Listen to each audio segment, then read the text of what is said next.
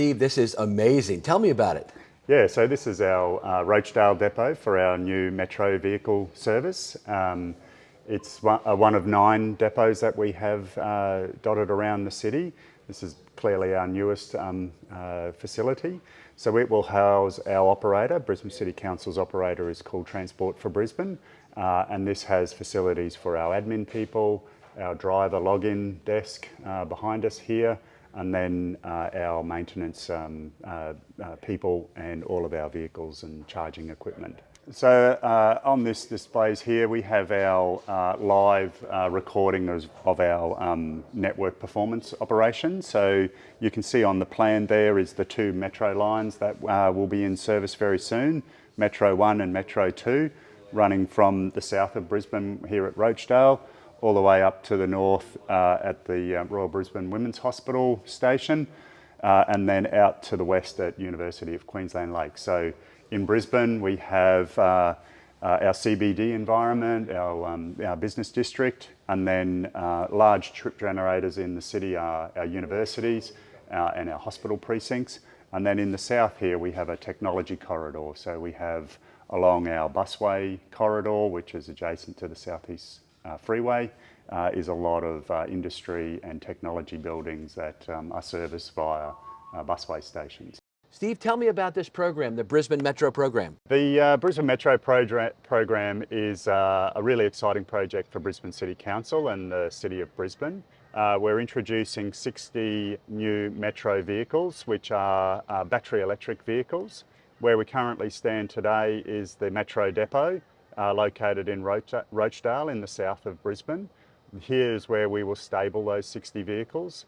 Being battery electric, we have slow chargers in the stabling area that are 50 kilowatt chargers that will charge the vehicles overnight when they're not in service. At the southern end of this location is a fast charge location. That is where vehicles are rapidly charged whilst in service, so they don't need to enter the depot precinct to get their charge. They come off the busway, take a rapid charge, and then start service again and go to the other end of their either Metro 1 and 2 route to have another rapid charge. So the vehicles themselves have about 132 kilowatt hours of battery storage on them. That's the equivalent of about 2 Tesla batteries on the roof, which for a vehicle of this size would seem very small, and that's a really important aspect of the vehicle that we've chosen here, is that we want to maximise the carrying capacity on those vehicles instead of carrying around big heavy batteries. So the technology we've selected through our provider in Hess, a family-owned business out of Switzerland that provide the vehicles for us in partnership with Hitachi, have provided a vehicle that maximises that payload, that passenger load that we have on the vehicles, between 150 and 170 people per vehicle. They then take a very rapid charge, so 600 kilowatt charge at the end of each of their trips.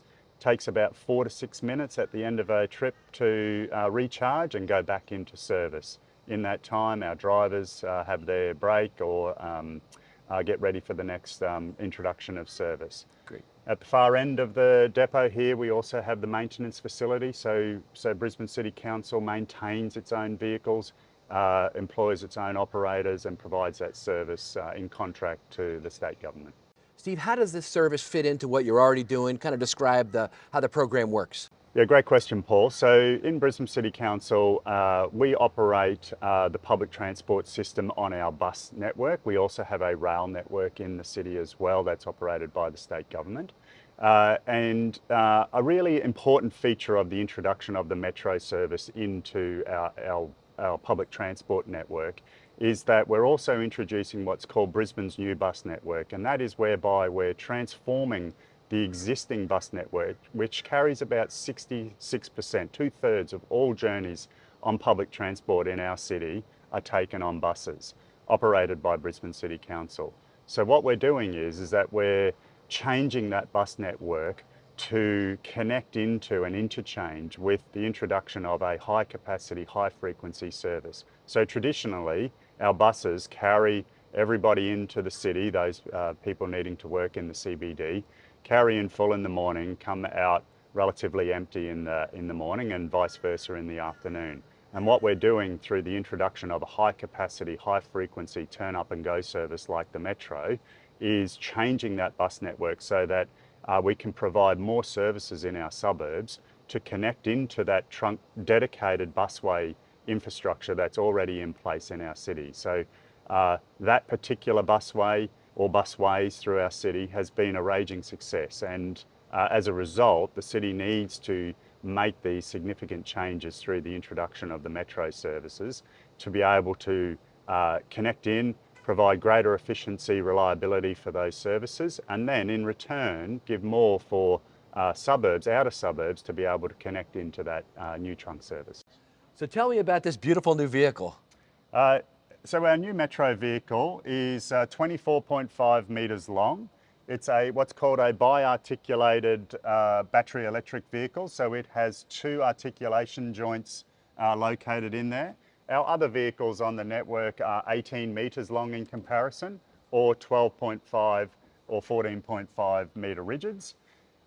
We have 3 double doors located on the side of the vehicle for people to get on and off the vehicle. We have a driver separated cabin, so it's very much like a train or a light rail vehicle in the fact that the driver is separated from the passenger compartment. We also have a really important feature, and something I'll cover when we get inside the vehicle as well, is a fully automated accessibility ramp for those people requiring assistance to get on and off the vehicle. That is also passenger activated on the outside, so providing dignity for those people seeking to access the vehicle without the need for a driver to get out and put a ramp down. I love that. Yeah, no, it's a really fantastic feature, and there's certainly more on the inside. We have the latest technology in battery electric vehicles with CCTV cameras instead of conventional mirrors. Oh yeah. Air suspension, really great panoramic windows throughout the vehicle, because we don't have the need for even hybrid vehicles, which take up a lot of the engine space at the back of the vehicle. And tell me about the wheel covers. I love that. It makes it look like a train, like a, you know, kind of like a light rail vehicle. 2 things that we did when we went through the procurement process was, one, putting these covers on, which give it that really broad, sleek look. Yeah. And the other one was we sought the provider to put shrouding at the top, which conceals a lot of the batteries and technology that you wouldn't ordinarily see on the side of a bus. So it gives it a really imposing presence, but at the same time, the functionality that we require. And lastly, but not least, we have destination boards on the outside of our vehicles on the side. So people standing on the platform, very much like in rail environments, are able to see theirs rather than just the front. So another really exciting aspect that we did inside the vehicle that we're really proud of is the fact that this is state-of-the-art, latest design evolution in accessible space for people in wheelchairs and people requiring assistance. So we've, for the first of its time, provided 3 wheelchair locations for people to access this space. They are the largest space that we've ever provided on any of our buses in the network. In conjunction with the automatic ramp, it gives them complete autonomy to come on and off the vehicle. We have hearing loops, we have call points, video cameras for assistance to talk with the driver if they require assistance. So this space is something we're really proud of. We've won awards in this space for the access that we provide for people with disabilities. We also have these priority seats that can fold down for when they need to access the vehicle. So Paul, here we have our maintenance facility for our Brisbane Metro vehicles. This is able to maintain and service all of our vehicles that will be in operation. This end of the depot is the maintenance area, has in-floor jacks, so we can lift these vehicles completely end to end to operate and to maintain on the underside. We have gantry access on the top, so with battery electric vehicles there is a lot of equipment on the top, batteries and the pantograph for the rapid charge system. So this provides access for all of our operators to safely access the top to be able to do that maintenance on the top of the vehicles. Being battery electric vehicles, one of the really strong cases for transitioning to that type of vehicle is quite low maintenance actually, very much a plug and play, low operator O&M costs and environment. So yeah. We just went to Los Angeles and they were talking about how they're moving toward in the next Olympics, 2028. You guys are the ones after that, but they want to do a car-free, transit-first Olympics. The folks there were telling me that the city's literally going to double in size during the Olympics. Tell me about that and what you're doing with that. Yeah, definitely. We're certainly planning for that event. It's a really big 4 weeks of both the Olympics and the Paralympics not long after.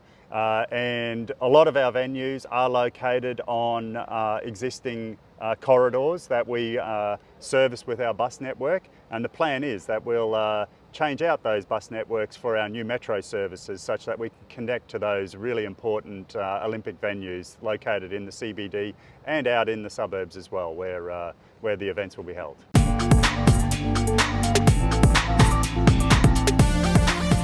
Ryan, we're out here on your City Cat ferry service here in Brisbane, man. This is awesome. It's pretty good. It's a great way to see the city. Yeah, tell us about it. Tell us about what this is. Well, the City Cat network in Brisbane comprises 22 terminals, 26 City Cats that provides effectively a 15-minute service up and down the Brisbane River. This is the key barrier in our city, the north side and the south side of the river. And it's a way that Brisbane residents can connect with the river and get to destinations up and down the river in our city. That's great. What a beautiful view, too. The bridges, this is amazing. Well, Brisbane used to be a port city, so the river was very much about getting goods into and out of the city. But as the city's grown up, we've turned more to the river as a destination in its own right, and then as a means to move around Brisbane. So you can see we've been expanding the network for the last few years, and there's more expansions afoot. But we do so with these City Cats. It's a unique catamaran vessel. Okay. We started this network in 1996, and here we are in 2024. We take about 5 million passengers a year now. Wow. Now, you're chair of the City Council Transportation Committee, and I know you all are excitedly preparing for the Olympics that are coming here in 2032. What are some of the exciting opportunities you have coming up? Well, it's a really big chance for us. We are the smallest city in the world ever to host the Summer Games, and we've been given the longest run-up of any city to do that. And that's because of the new norms, which is all about making sure that Olympic and Paralympic Games can be sustainable for cities, and they're not having to build, billions and billions of dollars worth of stadiums and infrastructure to host the games. So we know that 85% of our venues are already in place. Now it's about how do we mature our city's transport system in the 8 years that we've got to really make 1 or 2 generations worth of change and reform, and using the Olympics to drive that, which is really exciting to me. That is great. Earlier today, we were able to visit your new metro service, which is a BRT-like service with double articulated vehicles. I mean, this thing is awesome. Tell us about it. Yeah, Paul, the Metro is it's a pretty cool project. In a lot of cities, rail does the heavy lifting for the public transport system, but in Brisbane, buses do 2/3 of the public transport task. So Brisbane's a city that has 27 kilometres worth of dedicated, segregated busways, and we use those busways with the Metro system to really upgrade the bus product. So from something that carries 76 passengers to something that can carry 170 passengers, you get a really big improvement in the performance of the bus network. So this is about taking bus rapid transit, putting it on steroids, and getting a really improved product, both in terms of capacity and reliability as well. Michael, I've been very impressed with some of your leaders that I've met here in Australia that have been just great transit leaders. Tell me about your company transit systems. How do you get these great leaders, man? Thanks, Paul. That's a very good compliment. We do have some fantastic employees and leaders in the business. So Transit Systems is a public transport division of a company called Kelsian. Kelsian is a top 200 listed company here in Australia, Australia's largest multimodal transport operator. We operate tourism services, mass transit services, and services the resources sector and for education. And we run those services here in Australia, of course, but we're also in Singapore, we're in the UK, we're also in the US too, which is very exciting. So Australian business going global, which is always cool to be part of. Tell us about your operations in the U.S. Well, that's just a recent acquisition. So we've done that in the last, I think, 12 months, if I got that right. Could be a bit longer, maybe 18 months now. Time goes fast. So it's a company called All Aboard America. They've got a lot of services in doing business-to-business services in Silicon Valley. So we pick up staff on behalf of some of the larger tech companies and deliver them from basically park and rise into their actual operations. We also do some resources work, and we also do some mass transit work on behalf of some of the transit agencies in the US. So it's very exciting, massive market, and we think we can bring a lot of Australians' expertise while working with some of the great talent in the US and grow the business over there. So we're here because you guys operate the kitty cat and the city cat operations here. But as you said, you also operate all over the world. Tell me about, Michael, some of the trends that you're seeing in public transportation. We're about 2 years out of the pandemic now. What's happening in your world? Yeah, Paul, it's considered, like, again, globally, there's lots of differences and different cultures, different, jurisdictions, different transport agencies' needs. However, we're very consistent in a lot of places coming out of COVID. You're right. It's changed. The world's changed, a lot of cities have changed, a lot of people working from home has changed transport services. So we're learning a lot from what the London's going through, even Singapore, and even ourselves sharing with the US some of those trends. But one of the big mega trends we're all seeing is decarbonisation of our cities. So public transport can play a really good role doing that. So again, helping our government clients and our private clients out with that transition journey as they go from basically combustion engines to ZEBs. How do we help our clients do that? And even taking these lovely city cats and electrifying those. How do we do that? And so how do we do that in an effective manner, in a cost-effective manner, and a sustainable manner is really important. So that's one of the big mega trends. I guess the other mega trend too is the digitalisation of a lot of the services. So what do you mean by that? Well, our pre-journey, during journey and post-journey. How do customers keep on top of it? So how they know they can turn up on time? How is it convenient for them? And then during the journey, how they get notified about disruptions? What's the best way to get from point A to point B? And then post-journey, how do they get from maybe where they're going to do the active transport to the museum or their place of work or the recreation centre? So those touch points are really important. And as cities are combining different modes of transport, how do you make sure that journey is seamless and the integration from the ticketing, the information technology is all one from the customer's point of view? So they're kind of the consistent mega trends we're seeing across the globe. How do we do that? Great technology, question. Great people. Great technology, great people, and great partners. And that's what you need. So not one partner can do it. So it requires your operating partners, software partners, technology partners.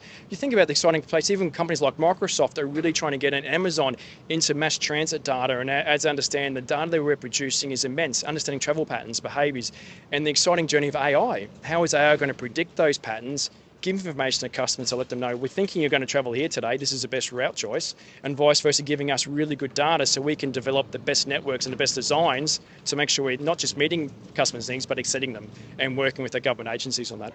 All right, now you're in a very unique place. Not only do you operate transit, but tell us about something else you do. It's pretty cool. I'd actually like to go there, I think. Thanks, Paul. Yeah, Kelsian's got a really exciting division called SeaLink.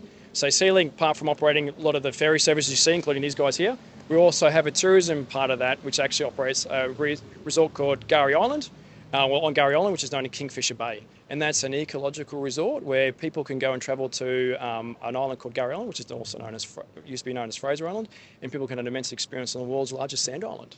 Wow, Yeah, so that sounds amazing. What's it called again? So the Kingfisher Bay Resort.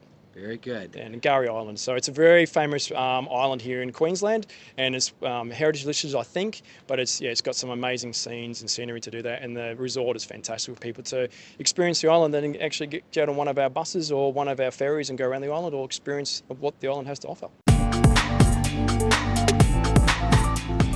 Nerida, this is very exciting being here. Tell us where we're at. We're at Roma Street at the moment, so this is obviously part of the Crossrail project for us. I've certainly been on the project for 6 years now, and it's starting to come along. We're starting to see some tangible things that will certainly be what customers will start to see, which is so exciting. What is the Cross River Rail? Yeah, so it's part of a wider network rail project, because obviously there's a lot more in it than just the tunnel and the stations that we're in. It's actually transforming the whole of the rail network for us. So some trains will start to use our Crossrail tunnels, and we'll have 4 new underground stations as part of that as well. So one in the heart of the city, which will be Albert Street, which will totally transform how people travel. Transformative transportation is what it's all about. How will this transform the network? We've got so many different components to the actual project. So one is obviously the new tunnels and the underground stations that we'll have, but we'll also have ETCS on our network as well. It'll actually travel a whole different way of how passengers will travel, which is exciting. Connecting into an older railway system as well. So a lot of our systems are all new as part of that. as a Queensland State project, Roma Street is actually really exciting because it's a station where we've had to work around the customer movement as well. They're obviously on the surface network, but building within the heart of the rail network means that we have to manage customers through disruption as well, which certainly for my team has had to work really closely with Queensland Rail and TMR to do that. What an amazing station. And you all are doing this really part of your efforts to get ready for the 2032 Olympics coming here to Brisbane. Yeah, it's so exciting, isn't it? The Olympics are coming. It's such an amazing catalyst for the rail network to have that on the horizon. And you can see here, like, we've got some really tangible stuff you can start to see that customers will start to see and use and be part of the actual transport system for the Olympics as well.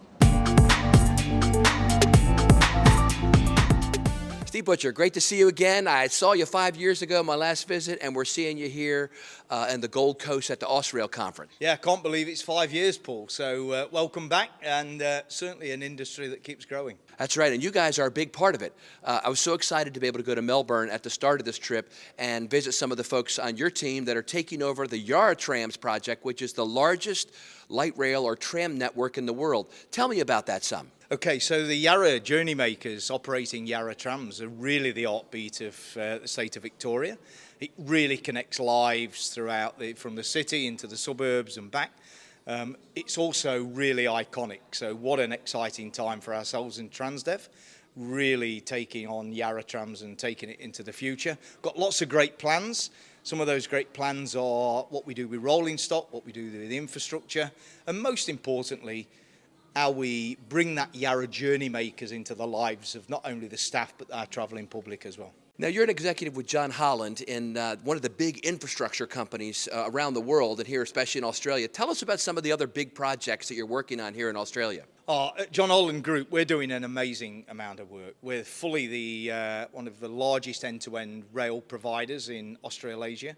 We're doing everything from tunnel boring through on the Eastern Tunnelling package for Sydney Metro.